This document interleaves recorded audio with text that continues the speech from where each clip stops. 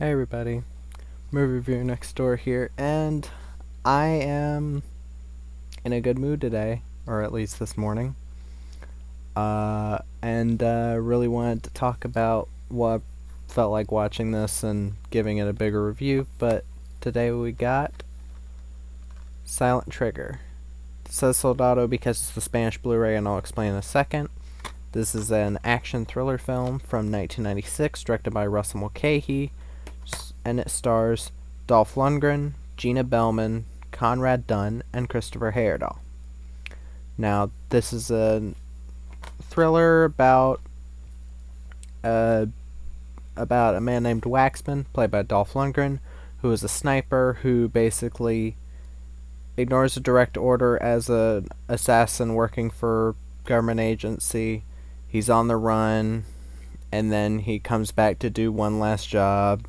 It's not exactly a very creative plot, but it's there. And he joins forces again with Clegg, who is the spotter, played by Gina Bellman, to do this one last hit. Now, what do I think of this film? If you know me at all, you know that I think this is the best Dolph Lundgren movie I've seen so far. I have not seen a ton of Dolph Lundgren movies. I've seen Universal Soldier, which I thought was also awesome. Um, I've seen Command Performance, which is a fun one.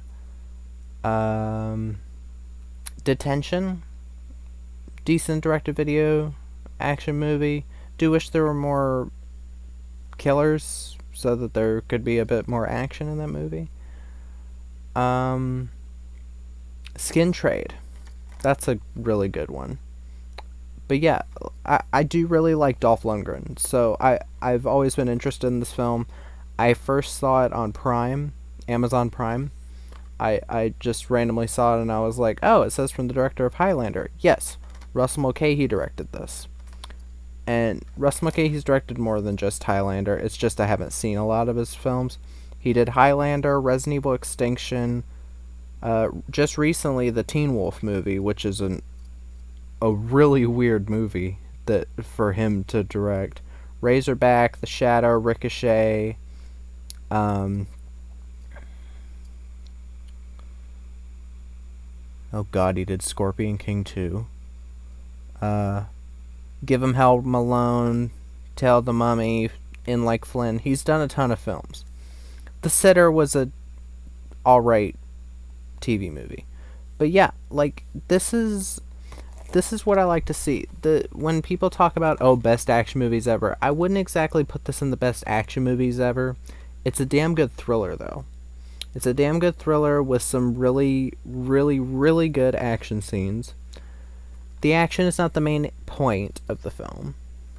And I do feel like if you watch the only trailer that exists for this is a Spanish trailer that basically shows all the action and gives away the ending. I'm not joking. It gives away the ending. And it gives away a very big twist in the film, which I will say right now, the twist isn't really a twist. If you pay attention, you'll know who it is within the first 20 minutes who the villain is. But yeah, this I still think this is an excellent film. Excellent thriller. I'd even say excellent action film, even though it's not really an action film. It's an action thriller. It's mostly a thriller, building up the characters, and the action mostly happens in the third act. But and I have no issue with that because the story I think is very engaging. But yeah, the actors. Dolph Lundgren does a great job as Waxman, Sniper. They're not. I don't think they're referred to as those names in the film.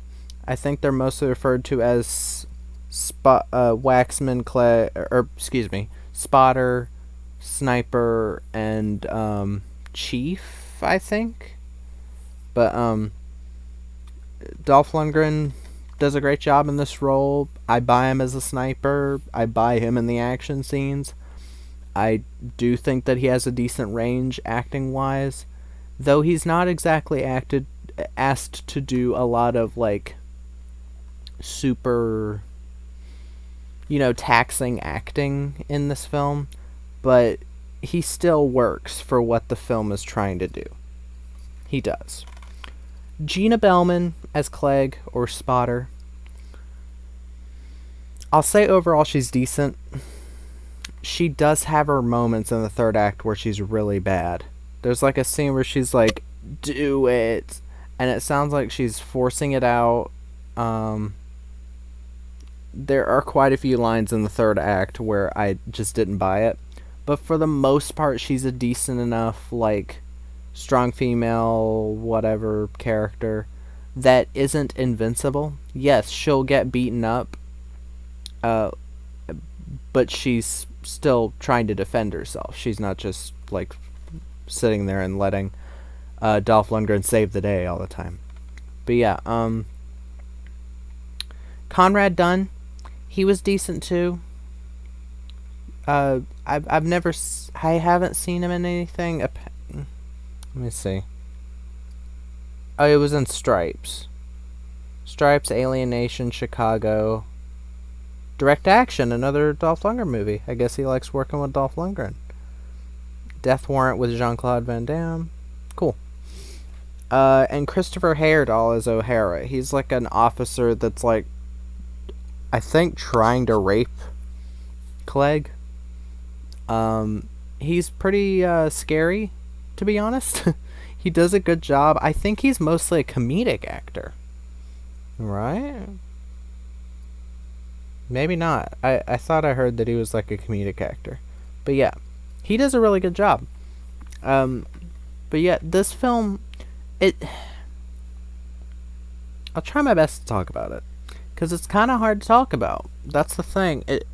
While I do think it is an excellent thriller, it's kind of hard to say why, other than like listing off what the film does right. So I guess I'll just go ahead and go to the pros and cons in this review. Sorry if people were expecting a different way. I don't know. I'm kind of just flying by the seat of my pants on all of this. But yeah, pros. Dolph Lundgren, Gina Bellman, Conrad Dunn, Christopher Heyerdahl, all are at least decent for pretty much all the film. For most of the film, those are the four characters. This is one of those films that is kind of a chamber piece where the film takes place mostly in one location and there are flashbacks to characters in other locations. So, like, to set up their, like, the like, divide between Waxman and Clegg, and, to, like, you know, give backstory. And I think they do that I think Russell Mulcahy did that very well. This is a beautiful looking film. It really is. The cinematography, the cinematographer isn't listed. So, I wish I knew who the cinematographer was. It probably is Russell Mulcahy. Russell Mulcahy's always had a very nice eye for visuals, especially in, like, I haven't seen Razorback yet, but I've seen the shots, like, of the sun setting and all that, and it looks gorgeous. So does Highlander. Highlander's a gorgeous movie. He knows how to at least make a gorgeous movie. But I do really like him as a storyteller as well. The score. I love the score here. From Stefano Mainetti, or Stefano Mainetti, whatever. Stefano Mainetti. Fantastic score. I really love the score. And there's some really... I remembered parts of the score as they were happening. I remembered how they went. The song at the end,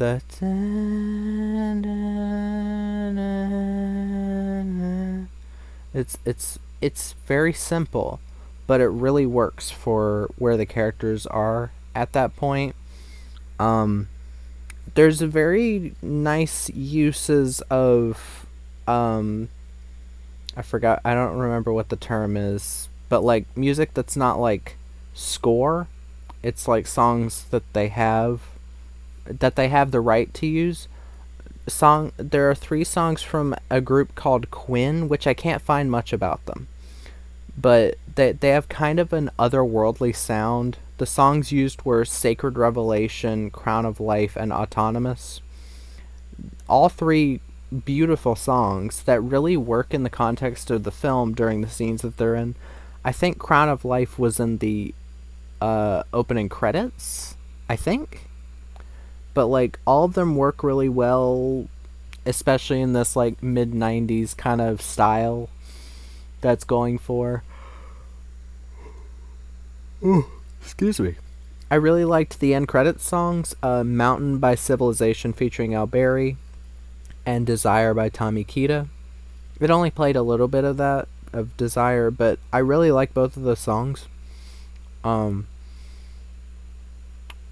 the action. The action is very well done. It's very bloody. Very bloody. It's definitely R rated for a fucking reason. Um, and I think most of the reason it's bloody is because it's as bloody as it is because it's trying to be more realistic with how these guns work. Because the like sniper rifle that um, Dolph Lundgren uses, it has these huge fucking rounds, so it makes sense that the squibs that they use for the actors or for the people he's shooting at would be fucking enormous. And it really adds the punch to the action that so many movies nowadays don't have, because so many movies nowadays cheat it and go for CGI blood, which, yes, there are movies that use CGI blood squibs or CG blood plugins that I like and even love. John Wick, for example, uses CG blood. John Wick 3, I still fucking love John Wick 3, John Wick 1 and 3, 2 as well. But some of the CG blood did not look great. Especially in John Wick 3, where they kept using the same textures over and over. But at least the, like, the choreography distracted me from it. But yeah, this film shows why you should use practical effects.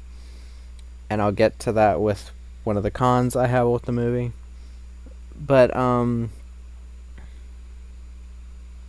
it's a very nicely lit movie. I know that's something I don't usually comment on, but like every part of the production of this movie, except for a couple things, like I really have no real big complaints, because this film is just beautiful. It really is. It's gorgeous. So many nice shots of like the landscape, and like there's some really nice matte paintings.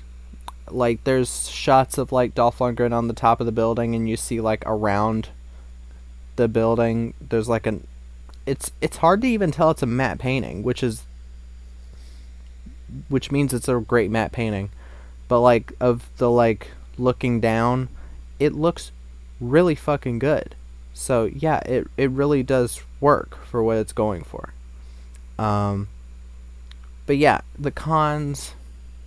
Again, Gina Bellman, in the third act, she does show her inexperience a bit with acting, because I don't think she was she wasn't in a ton of stuff yet. She wasn't in Leverage yet, and I do think that from the little bit of Leverage I saw, her acting did get better with time. There's some really bad composited explosion effects or CGI explosions, but for the most part, they didn't take me out of the film. It was mostly like, that could have looked better, or you could have done, because there are some practical explosions. There are some really good practical explosions. It's just they're mixed with kind of bad composite shots or layered shots, whatever.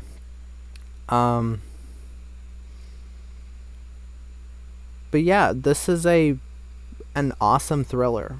I really have, other than those two main complaints, I really have nothing bad to say about this. I know some people might be disappointed that there isn't more action. I can see that, but I really got into these character stories, and I thought it was an interesting story it was trying to tell. and it didn't really bother me that there wasn't a ton of action, because they made the action that was in the film really stand out and count. And for a movie of this budget from back then, it's very, very fucking impressive from a filmmaking standpoint, from an action standpoint, and yeah, I hope more people will go to see it. I will mention about the Blu-ray. This is the Spanish Blu-ray. There is a German Blu-ray as well. The German Blu-ray apparently has an interview with Sergio Altieri, who I think he wrote the film. I'd love to see that interview, but yeah, the Spanish Blu-ray only has the Spanish trailer, which does give away all of the movie basically. So do not watch that. Just watch the movie. It's only 93 minutes. It's not going to put you out. You'll be fine. But yeah, really recommend the film. Watch it on Prime. Watch it wherever you can. And yeah, that's about all I have to say. If you like the review, comment down below, like the video, subscribe, and Movie Reviewer Next Door, out.